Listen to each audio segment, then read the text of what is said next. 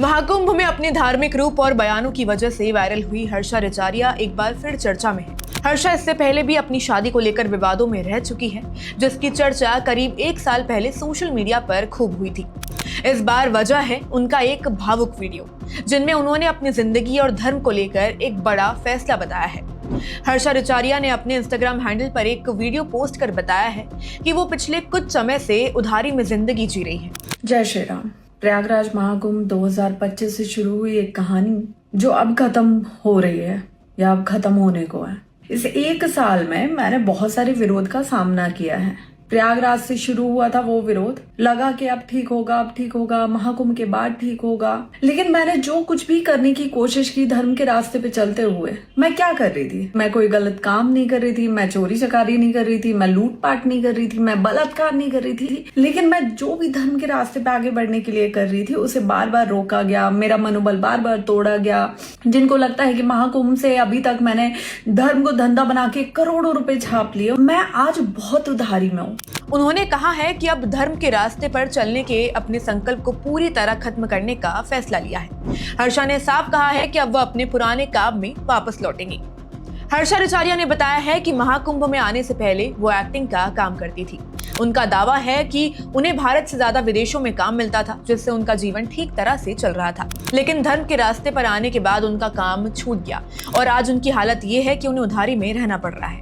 और धर्म में आने से पहले जब मैं एंकरिंग कर रही थी, मैं एक प्राउडी एंकर थी। मैं अपने प्रोफेशन को बहुत गर्व से बोलती हूँ कि मैं जो कर रही थी बहुत अच्छा कर रही थी और मैं उसमें रह के बहुत खुश भी थी। देश से ज्यादा विदेशों में काम करके अच्छा खासा पैसा कमा रही थी। लेकिन यहाँ आने के बाद सिर्फ उधारी के अलावा कुछ नहीं बचा मेरे साथ, और सबसे बड़ी बात कि किसी का साथ भी नहीं है। अपने वीडियो में हर्षा रिचारिया ने यह भी कहा कि जय श्री राम, प्रयागराज महाकुंभ 2025 से शुरू हुई ये कहानी अब खत्म हो रही है। अब बहुत हो चुका है और अब नहीं सहा जा रहा। उन्होंने कहा कि पिछले 1 साल में उन्हें लगातार विरोध और आलोचना झेलनी पड़ी। उनके चरित्र पर सवाल उठाए गए और धर्म के रास्ते पर चलने के उनके फैसले को भी गलत बताया गया। आज मैं ये सब आपको क्यों बोल रही हूँ? क्योंकि मैंने लगातार इस 1 साल में जो कुछ भी करने का प्रयास किया है, उसे रोका गया है, उसे तोड़ा गया है, उसमें विरोध उत्पन्न किए गए। और यही सेम चीज इस बार माघ मेला में भी मेरे साथ हुई है, जिसकी वजह से मैं बहुत ज्यादा हताश हुई हूँ। जबकि मैंने ऐसा कुछ भी नहीं किया जिसकी वजह से मेरा विरोध किया जाए। लेकिन विरोध करना शायद हमारे देश में यही एक चीज बहुत आसान है। हर्षा ने भावुक होते हुए ये भी कहा कि मैं सीता नहीं हूँ जो हर बार अग्नि परीक्षा दूं। मैंने जितनी परीक्षा देनी थी मैं वो दे चुकी हूँ। उन्होंने आगे कहा, अब आप अपनी धर्म अपने पास रखिए। मैं कोई माँ सीता नहीं हूँ, हर बार खुद को साबित नहीं कर सकती। और एक लड़की के साथ अगर आप उसका मनोबल नहीं तोड़ पा रहे हो, कुछ नहीं कर पा रहे हो, तो उसके चरित्र का हनन करो, फिर तो वो टूटेगी ही टूटेगी। तो भाई आप अपना धर्म अपने पास रखें। मैं कोई माँ सीता नहीं हूं जो मैं अग्नि परीक्षा दूंगी।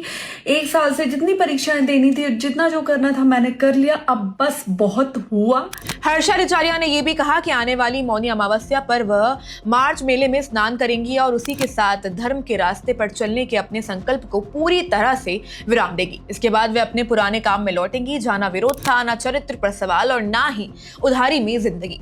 अब इस मौनी अमावस्या पे माघ मेले में मैं अपना स्नान करूंगी और उस स्नान के साथ जो धर्म पे चलने का संकल्प मैंने लिया था, उस संकल्प को मैं पूर्णतः विराम दूंगी और वापस अपना पुराना काम करूंगी, जिसमें ना ही कोई विरोध था, ना ही कोई चरित्र हनन जैसा काम था और ना ही उधारी थी। और तो और उन्होंने संतों पर भी गंभीर आरोप लगाए हैं। उन्होंने कहा है कि मेरे सामने हर कोई कहता है कि मैं अच्छी बेटी हूँ, अच्छी बहन हूँ और सनातन के लिए काम कर रही हूँ, लेकिन कैमरे के पीछे कुछ संत मिलकर ये तय करते हैं कि मेरा संयोग नहीं करेगा, कोई मेरे साथ खड़ा नहीं होगा। उन्होंने सवाल उठाया कि मेरी गलती क्या है, सिर्फ इतनी कि मैं एक लड़की हूं और महादेव ने मुझे नाम दे दिया है।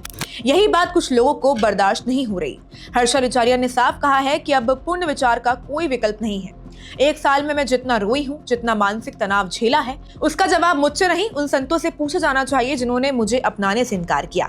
उन्होंने मीडिया से अपील करते हुए कहा है कि यदि इन सवालों को संतों से पूछा जाए तो ये पूरा विवाद समाप्त हो सकता है। Subscribe to One India and never miss an update. Download the One India app now.